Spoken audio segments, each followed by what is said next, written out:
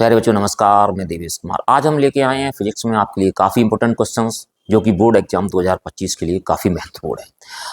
बहुविकल्पी प्रश्न है जो कि परीक्षा में संभावित है। तो देखिएगा पहला क्वेश्चन क्या कहता है आपका। पहला क्वेश्चन कहता है कि विद्युत फ्लक्स का मात्रक क्या है। विद्युत फ्लक्स क्या होता है? विद्युत फ्लक्स को हम लिखते हैं फाई ई से। Phi E is equal to हमारे पास क्या होता है, ई डॉट ए होता है। अगर हम फाई ई का मात्रक निकालें तो फाई ई का मात्रक क्या हो जाएगा, ई का मात्रक और गुणा ए का मात्रक। तो ई का मात्रक क्या होता है, इधर देखो तो ई का मात्रक हमारे पास ई इज इक्वल टू हमारे पास क्या होता है, ई इज इक्वल टू हमारे पास होता है वी अपॉन डी। तो बी हमारे पास क्या है, विद्युत विभव है, डी हमारे पास क्या है, दूरी है। तो विभव का मात्रक क्या होता है, वोल्ट, और दूरी का मात्रक क्या होता है, मीटर। और यहाँ पे ए हमारे पास क्या है, पृष्ठ क्षेत्रफल है, क्षेत्रफल का मात्रक क्या होता है, मीटर स्क्वायर। तो हम यहां लिखते हैं फाई ई का मात्रक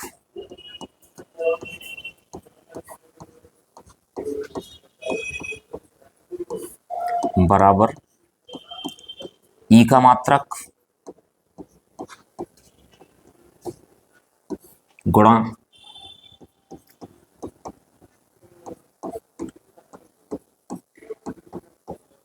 ए का मात्रक। तो ई का मात्रक हमारे पास बी अपॉन डी से कितना रहेगा बेटा, वोल्ट प्रति मीटर। और ए हमारे पास क्या, क्षेत्रफल है, क्षेत्रफल का मात्रक क्या होता है, मीटर स्क्वायर। मीटर से स्क्वायर चला जाएगा तो हमारे पास क्या बच जाएगा, वोल्ट मीटर। तो हमारे पास विद्युत फ्लक्स का मात्रक क्या रहेगा, हमारे पास वोल्ट मीटर रहेगा। तो आपका ऑप्शन कौन सा ठीक है, ऑप्शन आपका ठीक है सी। अब देखते हैं अगला क्वेश्चन। आपका क्वेश्चन कह रहा है कि एक 24 ओम प्रतिरोध वाले तार को एक समबाहु त्रिभुज के रूप में जोड़ा जाता है। किन्हीं दो शीर्षों के बीच प्रभावी प्रतिरोध निम्नलिखित होता है। पूरा तार कितने का है, 24 ओम का है। तो उसको किसके रूप में मोड़ा गया है, समबाहु त्रिभुज के रूप के मोड़ दिया गया है। समबाहु त्रिभुज में कितनी भुजाएं होती हैं, 3 भुजाएं होती हैं। तो प्रत्येक तार का प्रतिरोध कितना रह जाएगा, टोटल तार कितना का, 24 ओम का है। तो प्रत्येक तार का जो प्रतिरोध रह जाएगा 24/3 मतलब 8 ओम का। कितने का रह जाएगा, 8 ओम का। तो हम बनाते हैं फिगर, 8 ओम का प्रतिरोध रह जाएगा। तो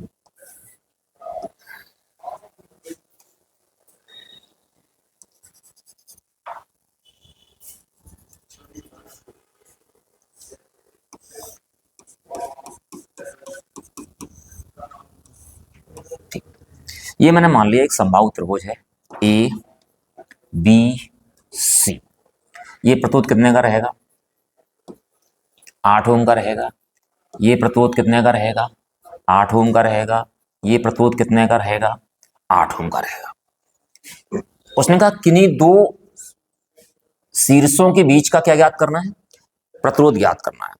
तो यहां से बी से सी के बीच हम निकालना चाहते हैं। तो यहां से हमारा करंट चलेगा, कुछ धारा इस तरफ चली जाएगी, कुछ धारा इस तरफ चली जाएगी। जो धारा इसमें बहेगी वही धारा इसमें बहेगी। इसको हमने नाम दे दिया R1, इसको नाम दे दिया R2 और इसको नाम दे दिया R3। तो आपको पता है कि जहां धारा बढ़ जाती है वो हमारे पास कौन सा क्रम होता है, समांतर क्रम होता है। और जहां धारा एक जैसी बहती है वहां कौन सा क्रम होता है, श्रेणी क्रम होता है। तो सीधी सी बात है, R1 और R2 में धारा एक समान बह रही है। तो R1 और R2 कौन से क्रम में होंगे, श्रेणी क्रम में होंगे। हम लिखेंगे R1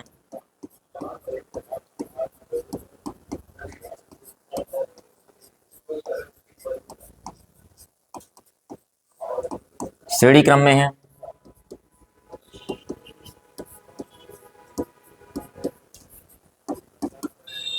तुल्य प्रतिरोध R dash is equal to हमारे पास कितना रहेगा, R1 प्लस R2 रहेगा।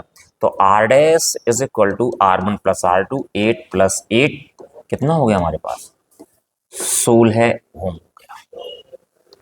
अच्छा, R डैश के साथ R3 कौन से क्रम में होगा, R डैश के साथ जो R3 है वो हमारे पास समांतर क्रम में होगा। तो हम लिखेंगे R dash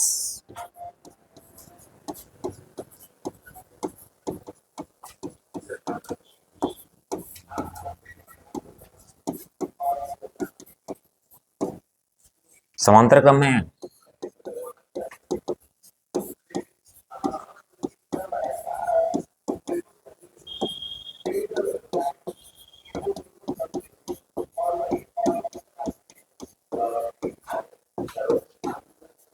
one upon are dash 1/16 है प्लस 1/8, तो हमारे पास क्या रहेगा 1 अपॉन आर। इसका एलसीएम कितना हो जाएगा, लघुत्तम इसका हो जाएगा 16, 1 + 2, तो 1 upon R is equal to कितना होगा बेटा 3/16, तो आर बराबर कितना हो जाएगा 16/3 ओम। तो आपका ऑप्शन कौन सा ठीक है, ऑप्शन आपका ठीक है वी। चलो अब देखते हैं अगला क्वेश्चन। एक प्रत्यावर्ती परिपथ में आर बराबर 100 ओम है, एक्सएल बराबर 200 ओम है, एक्ससी बराबर 200 ओम है, श्रेणी क्रम में जुड़े हुए हैं। तो आरोपित वोल्टता और प्रवाहित धारा में कितना कालांतर है। आप देखिएगा इसमें प्रतिरोध भी है, एक्सएल का मतलब प्रेरण प्रतिघात होता है, मतलब प्रेरकत्व भी है, एक्ससी का मतलब धारतीय प्रतिघात होता है, मतलब धारता भी है। तो हमारे पास कौन सा परिपथ है, परिपथ है हमारे पास एलसीआर परिपथ। तो एलसीआर परिपथ का जो कालांतर होता है वो क्या होता है, tan phi is equal to XL minus XC upon R. तो देखते हैं कालांतर कितना होगा धारा और वोल्टेज के बीच कालांतर।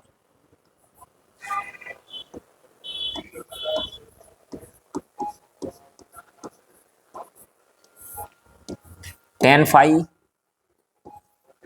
Is equal to XL minus XC upon R. तो tan phi is equal to XL कितना है 200 ओम, एक्ससी कितना है 200 ओम, आर कितना हमारे पास 100 ओम। तो tan phi is equal to 0 upon 100, तो tan phi कितना हो जाएगा, tan phi is equal to 0, तो tan phi is equal to tan 0, ये वैल्यू किसकी होती है tan 0 की होती है, तो phi बराबर कितना आ गया 0, तो आपका जो कालांतर होगा वो कितना होगा 0 अंश होगा। तो आपका ऑप्शन कौन सा ठीक है, ऑप्शन आपका ए ठीक है। चलो अब देखते हैं अगला क्वेश्चन। आपका क्वेश्चन कह रहा है ध्रुवण कोण अल्फा है और क्रांतिक कोण बीटा है, इसमें कौन सा संबंध ठीक रहेगा। तो इधर देखो हम जो ध्रुवण कोण होता है ना, ध्रुवण कोण हमारे पास इसको लिखते हैं आईपी से, तो आईपी इज इक्वल टू हमारे पास कितना रहा अल्फा, और क्रांतिक कोण को लिखते हैं हम सी से, सी इज इक्वल टू हमारे पास क्या रहा बीटा। ब्रिस्टर के नियम से हम आते हैं तो एन इज इक्वल टू हमारे पास होता है ten IP, equation number first. तो एक काम करते हैं आईपी को हम लिख देते हैं, तो N is equal to 10 alpha हो गया। अगर हम क्रांतिक कोण और अपवर्तनांक की बात करें तो एन इज इक्वल टू हमारे पास क्या होता है 1/sin c होता है। एन इज इक्वल टू हमारे पास क्या होता है 1/sin c। अगर हम 1/n कर दें तो 1/n कितना हो जाएगा हमारे पास sin c हो जाएगा। इक्वेशन नंबर हमारे पास क्या रहा सेकेंड रहा, लेकिन c की वैल्यू हमारे पास कितनी है बीटा है, तो 1/n is equal to sine beta. हमारे पास दो इक्वेशन हो गई। हम क्या करेंगे समीकरण 1 बस समीकरण 2 का गुणा कर देंगे। गुणा कर दीजिएगा हमारे पास n into 1/n is equal to हमारे पास क्या रहेगा tan alpha into sine beta, cut गया तो हमारे पास क्या बचा tan alpha into sine beta is equal to 1। तो आपका जो ऑप्शन सही है वो ए सही है। चलो अब देखते हैं अगला क्वेश्चन। आपका क्वेश्चन कह रहा है कि एक ही वेग से गतिमान निम्नलिखित में किस कण की डी ब्रोगली तरंग दैर्ध्य अधिकतम होती है। सबसे पहले समझिएगा जी डी ब्रोगली तरंग दैर्ध्य का जो व्यंजक होता है, जो फॉर्मूला होता है, तो लैम्डा इज इक्वल टू हमारे पास होता है h अपॉन mb। जबकि ये सभी कण क्या है एक ही वेग से गतिमान है, तो इलेक्ट्रॉन का भी वेग यही रहेगा, न्यूट्रॉन का भी वेग यही रहेगा, प्रोटॉन का भी यही रहेगा, अल्फा कण का भी यही रहेगा। अच्छा, और हमारे पास जो h है, h क्या है, h हमारे पास प्लांक नियतांक है, उसकी वैल्यू हमारे पास कांस्टेंट मतलब नियत रहती है। तो h कांस्टेंट रहा हमारे पास, यहाँ v भी कांस्टेंट रहा क्योंकि वेग कैसे हैं समान है। तो ये लैम्डा है ना वो इनवर्सली प्रोपोर्शनल किसके, अगर देखा जाए तो इनवर्सली प्रोपोर्शनल 1/m के। जिसका द्रव्यमान सबसे कम होगा उसकी तरंग दैर्ध्य अधिक होगी, और जिसका द्रव्यमान सबसे अधिक होगा उसकी तरंग दैर्ध्य सबसे कम होगी। यहां पर देखिएगा जो न्यूट्रॉन का जो द्रव्यमान है वो इलेक्ट्रॉन के द्रव्यमान से अधिक है, प्रोटॉन का द्रव्यमान है वो भी इलेक्ट्रॉन के द्रव्यमान से अधिक है, अल्फा कण का जो द्रव्यमान है वो भी इलेक्ट्रॉन के द्रव्यमान से अधिक है।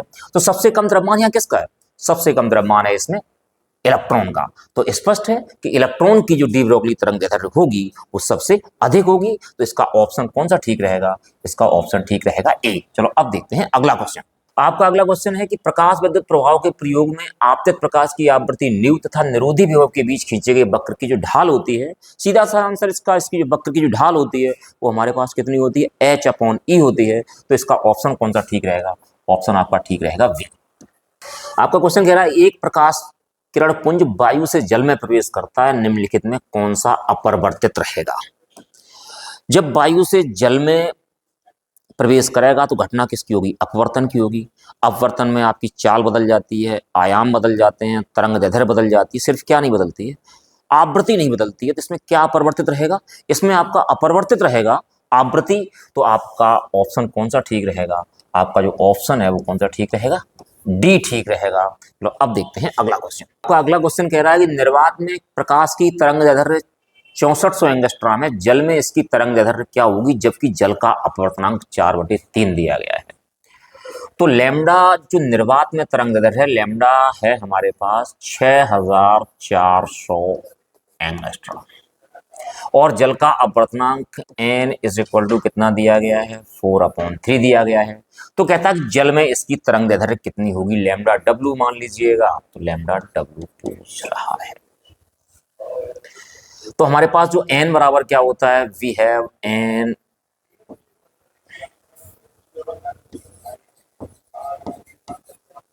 Is equal to lambda upon lambda w। तो क्रॉस मल्टीप्लाई कर देंगे तो हमारे पास कितना हो जाएगा? n into lambda w is equal to lambda. तो lambda w is equal to कितना हो जाएगा? लैम्डा अपॉन n हो जाएगा। तो lambda w is equal to, lambda की वैल्यू कितनी है हमारे पास? 6400 और हमारे पास n कितना है? 4/3। 3 कहाँ पहुंच जाएगा? 3 पहुंच जाएगा ऊपर।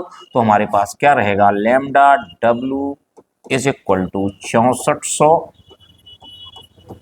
गुणा 3 और बटे 4। 4 से काट दीजिएगा कितनी बार? 1600 बार। तो lambda w is equal to 1600 गुणा 3। तो lambda w is equal to 4800 angstrom. तो आपका जो ऑप्शन है वो आपका सी ठीक है। चलो अब देखते हैं अगला क्वेश्चन। क्वेश्चन आपका कह रहा है कि एक कुंडली के सिरों के बीच 40 वोल्ट का प्रत्यावर्ती वोल्टेज लगाने पर इसमें 80 मिली एम्पियर की धारा प्रवाहित होती है, तो कुंडली का प्रेरण प्रतिघात क्या होगा? अच्छा, कुंडली के सिरों का विभवांतर है वोल्टेज है, तो VL कितना हो जाएगा? VL हमारे पास हो जाएगा 40 वोल्ट। ठीक है। धारा कितनी बह रही है? 80 मिली एम्पियर की बह रही है। तो I इज इक्वल टू हमारे पास कितना रहेगा? 80 मिली एम्पियर रहेगा। मिली एम्पियर को किस में बदलेंगे? हम एम्पियर में बदलेंगे। तो हमारे पास कितना हो जाएगा? 80 गुणा 10⁻³ इसको हम लिख सकते हैं 8 इंटू 10⁻⁻² एम्पियर। तो कहता है कि कुंडली का प्रेरण प्रतिघात कितना होगा? प्रेरण प्रतिघात का मतलब एक्सएल पूछ रहा है आपसे। तो एक्सएल फाइंड आउट करना है। वी हैव हमारे पास फॉर्मूला होता है BL is equal to IXL। IXL तो हमारे पास BL की वैल्यू कितनी है? 40 और I की वैल्यू कितनी है? 8 गुणा 10⁻² इंटू हमारे पास कितना है? XL। तो XL इज इक्वल टू हो जाएगा 40/8 गुणा 10⁻²। 10⁻² कहाँ पहुंच जाएगा? ऊपर पहुंच जाएगा। तो किसका हो जाएगा बेटा? प्लस का हो जाएगा। 40 गुणा 10⁻² और बटे 8। 8 से कितनी बार कट जाएगा? 5 बार। तो XL is equal to 5 into 10⁻²। 10⁻² का मतलब 100। तो हमारे पास जो XL होगा वो हो जाएगा 500 ओम। तो आपका जो ऑप्शन है वो कौन सा ठीक रहेगा?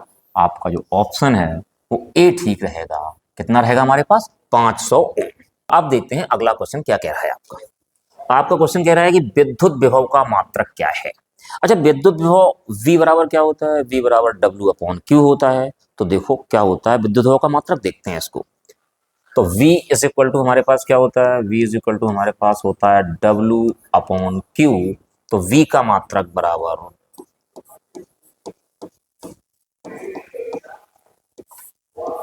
किसका मात्रक रहेगा यहाँ पे? W का मात्रक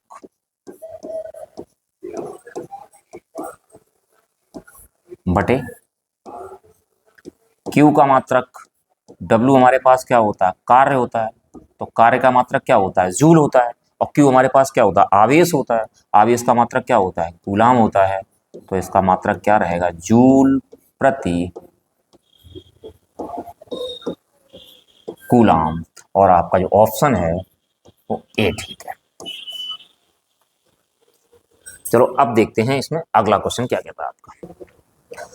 क्वेश्चन आपका कह रहा है 10 ओम प्रतिरोध तथा 10 हेनरी स्वप्रेरकत्व की कुंडली में 50 वोल्ट की एक बैटरी से जुड़ी हुई है। कुंडली में संचित ऊर्जा, तो इधर देखो आर बराबर कितना दे रखा है? आर बराबर दे रखा है 10 ओम और 10 हेनरी स्वप्रेरकत्व है। एल हमारे पास कितना रहा? 10 हेनरी। 50 वोल्ट की बैटरी से जुड़ी हुई है। V बराबर हमारे पास कितना है? 50 वोल्ट। तो कुंडली में संचित ऊर्जा, कुंडली की जो संचित ऊर्जा होती है U इज इक्वल टू हमारे पास लगता है 1/2 L/I²। अब I कहां से लाओगे? But I is equal to हमारे पास हो जाएगा बेटा V/R। और V/R का मतलब V की वैल्यू हमारे पास कितनी है? 50। R की वैल्यू कितनी है? 10।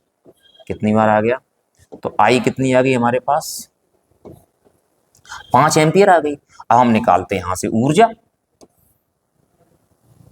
तो ऊर्जा U is equal to 1/2 L/I²। तो 1/2 L की वैल्यू कितनी हमारे पास है? L की वैल्यू है 10 और I², I का मान कितना है? 5। 5 का वर्ग, 2 पंजे 10, तो 5 गुणा 25 कितना हो गया? 125 जूल। तो आपका ऑप्शन कौन सा ठीक है? ऑप्शन आपका ठीक है ए। अगला क्वेश्चन कह रहा है कागज की शीट पर एक स्याही का धब्बा है और धब्बे के ऊपर 6 सेंटीमीटर मोटा हमारे पास क्या रख दिया गया है? 1.5 अपर्तनांक का कांच का गुटका रख दिया जाता है। धब्बे की प्रतिबिंब का विस्थापन क्या होगा? धब्बे की प्रतिबिंब के विस्थापन के लिए हमारे पास सबसे पहले n इज इक्वल टू हमारे पास कितना है? 1.5 है और 6 सेंटीमीटर मोटा गुटका रखा गया है। मान लेता हूं कि हमारे पास 6 सेंटीमीटर मोटा रख दिया गया है। तो ये हमारे पास क्या है? ये हमारे पास वास्तविक दूरी है। अगर हम आभासी दूरी की बात करें, मान लेता हूं कि जब गुटका रख दिया जाएगा तो धब्बा थोड़ा ऊपर दिखेगा। मैं मान लेता हूं हमारे पास जो आभासी विस्थापन है वो हमारे पास मतलब आभासी दूरी कितनी हमारे पास? 22 है। तो n इज इक्वल टू हमारे पास वास्तविक दूरी और बटे आभासी दूरी वाला फॉर्मूला लग जाएगा। तो n इज इक्वल टू हमारे पास कितना हो गया? 1.56 अपॉन कितना हो गया? 22। इसके नीचे हमने 1 मान लिया, क्रॉस मल्टीप्लाई कर दिया, तो 1.5y इज इक्वल टू कितना हो गया? 6 हो गया हमारे पास। तो y इज इक्वल टू हो जाएगा 6 अपॉन 1.5 कितना हो गया हमारे पास? 4 सेंटीमीटर। तो हमारे पास जो आवासीय दूरी कितनी है? हमारे पास 4 सेंटीमीटर है। तो विस्थापन कितना हो जाएगा? विस्थापन हमारे पास हो जाएगा x माइनस बाई, तो 6 माइनस 4 इज इक्वल टू हमारे पास 2 सेंटीमीटर। तो आपका जो ऑप्शन है वो बी ठीक रहेगा। अब क्वेश्चन कह रहा है कि अर्धचालक डिवाइस एक बैटरी और प्रतिरोध के साथ श्रेणी क्रम में संयोजित है। परिपथ में धारा प्रवाहित होती है। यदि बैटरी की ध्रुवता बदल दी जाए मतलब उलट दी जाए तो परिपथ की धारा लगभग शून्य हो जाती है। तो ऐसी डिवाइस हो सकती है शुद्ध अर्धचालक, एन टाइप अर्धचालक, पी टाइप अर्धचालक, पीएन संधि डायोड। आपने पीएन संधि डायोड के बारे में पढ़ा होगा। जब पीएन संधि डायोड में क्या होता है कि जब उसके पी क्षेत्र को बैटरी के धन सिरे से और एन क्षेत्र को बैटरी के ऋण सिरे से जोड़ दिया जाता है, उस समय संधि हमारे पास कैसी होती है? अग्र अभिनत होती है और तब परिपथ में क्या होती है, धारा बहती है। अगर इसकी ध्रुवता पलट दी जाए, अगर पी क्षेत्र को बैटरी के ऋण सिरे से जोड़ दिया जाए और एन क्षेत्र को बैटरी के धन सिरे से जोड़ दिया जाए, उस समय संधि आपके पास उत्क्रम अभिनत या फिर पश्च दिशक होती है, परिपथ में कोई धारा नहीं बहती है। तो इसमें जो हमारे पास युक्ति होगी वो कौन सी होगी, पी एन संधि डायोड ही होगी। कौन सी होगी हमारे पास, पी एन संधि डायोड ही होगी, क्योंकि ध्रुवता पलट देने पर इसमें कोई धारा नहीं बहेगी। तो आपका ऑप्शन कौन सा ठीक रहेगा, ऑप्शन आपका ठीक रहेगा डी। चलो अब देखते हैं अगला क्वेश्चन। क्वेश्चन कह रहा है कि विद्युत वाहक बल ई और एक सेल प्रतिरोध आर के सिरों से जुड़ा हुआ है। यदि सेल का टर्मिनल विभवांतर हमारे पास कितना हो, वी हो, तो सेल का आंतरिक प्रतिरोध क्या होगा। तो सबसे पहले V बराबर हमारे पास क्या होता है, अगर इसमें धारा हमारे पास I है तो V इज इक्वल टू हमारे पास क्या होता है, V इज इक्वल टू हमारे पास होता है I R। और जो सेल का जो विद्युत वाहक बल होता है हमारे पास क्या होता है, वो होता है E is equal to B, E is equal to V plus IR। हमें निकालना क्या है, हमें निकालना है सेल का आंतरिक प्रतिरोध। R हमारे पास क्या है, आंतरिक प्रतिरोध है, तो यहां से हमारे पास क्या हो जाएगा, E minus B is equal to IR। तो R इज इक्वल टू हमारे पास कितना हो जाएगा बेटा, E minus V upon I। लेकिन इट मीन्स I बराबर क्या रहेगा हमारे पास, I बराबर रहेगा V अपॉन R। तो हम यहां से क्या करेंगे, I की वैल्यू इसमें रख देते हैं, तो R is equal to E minus V upon V upon R। R कहाँ पहुंच जाएगा, ऊपर पहुंच जाएगा, तो R is equal to E minus B upon B into R। तो हमारे पास ये रहा आंतरिक प्रतिरोध। तो आपका ऑप्शन कौन सा सही है, आपका ऑप्शन जो है वो ऑप्शन सी सही है। चलो अब देखते हैं अगला क्वेश्चन। आपका अगला क्वेश्चन कह रहा है एक शुद्ध प्रेरकत्व में औसत शक्ति 6 होती है। शुद्ध प्रेरकत्व वाले परिपथ में औसत शक्ति 6 पूछ रहा है। आपको पता है कि जब परिपथ में केवल प्रेरकत्व होता है, उसमें जो वोल्टेज होता है वो धारा से कला में 90 अंश कैसा होता है, अग्रगामी होता है। तो हमारे पास हम देखते हैं औसत शक्ति P इज इक्वल टू हमारे पास क्या होती है, VRMS into IRMS into cos phi. अब यहाँ पे हमारे पास जो कलांतर है वो कितने का है, कलांतर है 90 अंश का है। जब कलांतर 90 अंश का है तो फाई इज इक्वल टू कितना रहेगा, but phi is equal to कितना हमारे पास 90। तो P इज इक्वल टू कितना हो जाएगा, VRMS into IRMS into cos 90। cos 90 value कितनी होती है हमारे पास, 0 होती है। तो Phi इज इक्वल टू क्या रहेगा, VRMS इंटू IRMS इंटू 0। तो P इज इक्वल टू कितना हो जाएगा, 0 हो जाएगा। तो शुद्ध प्रेरकत्व में औसत शक्ति 6 जो होती है वो कितनी होती है, 0 होती है। तो आपका जो ऑप्शन है वो डी सही है। क्वेश्चन कह रहा है एक इलेक्ट्रॉन n बराबर 2 कक्षा से n बराबर 4 कक्षा में अपनी स्थिति परिवर्तित करता है। यदि R रेडबर्ग नियतांक हो तो इससे संलग्न तरंग दैर्ध्य होती है। इधर देखिएगा हमारे पास फॉर्मूला क्या होता है, हमारे पास फॉर्मूला होता है 1 अपॉन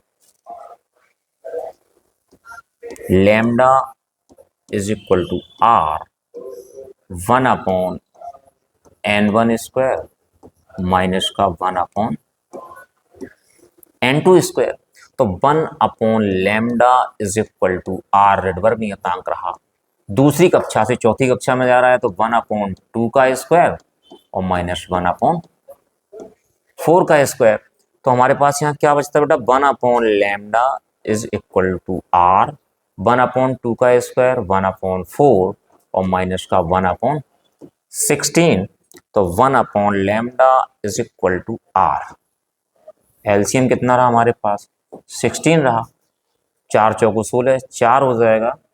यहाँ कितना हो जाएगा हमारे पास, 16 एकम 16 1 हो जाएगा। तो हमारे पास यहाँ क्या बचता है बेटा,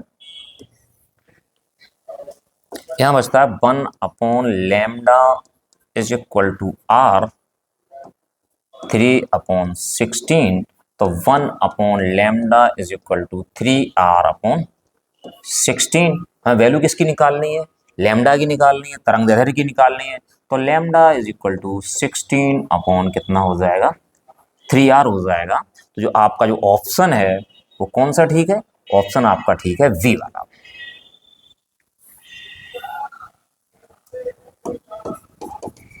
तो ये रहा आपका ऑप्शन वी, ठीक है। चलो अब देखते हैं अगला क्वेश्चन। क्वेश्चन कह रहा है कि फोकस दूरी 20 सेंटीमीटर का एक अवतल दर्पण है, वस्तु के दोगुनी माप का एक काल्पनिक प्रतिबिंब बनाता है, वस्तु तथा दर्पण के बीच की दूरी क्या है? मतलब यू पूछ रहा है।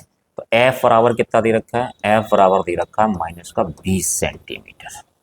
मैं मान लेता हूं प्रतिबिंब की लंबाई y2 is equal to 2x है और वस्तु की लंबाई y1 इज इक्वल टू हमारे पास x है। जो आवर्धन क्षमता होती है m बराबर क्या होता है? y2 upon y1 is equal to v minus का v अपॉन u। तो m is equal to 2x upon x बराबर माइनस का v अपॉन u। तो m इज इक्वल टू कितना रहा? 2। तो हमारे पास इज इक्वल टू हमारे पास कितना रहा? माइनस का v अपॉन u। तो यहां से हम कह सकते हैं माइनस v बराबर कितना रहा? 2u और v is equal to minus का 2u। v की वैल्यू यहां से निकल के आ गई। अब हम लगा देते हैं फॉर्मूला। v है हमारे पास क्या होता है? 1 upon f is equal to 1 upon v plus 1 upon u दर्पण वाले सूत्र से। तो 1 अपॉन एफ हमारे पास कितना है?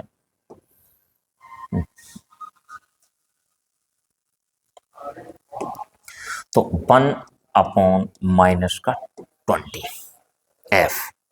1 अपॉन वी कितना है? माइनस का 1 अपॉन 2u और प्लस 1 अपॉन u। तो माइनस 1 अपॉन 20, इसका एलसीएम कितना हो जाएगा? 2u। तो यहां कितना रहा? माइनस का 1 और प्लस का 2। तो माइनस का 1 upon 20 is equal to 1 upon 2u। 2 से कितनी बार कट जाएगा? 10 बार कट जाएगा। तो हमारे पास आ जाएगा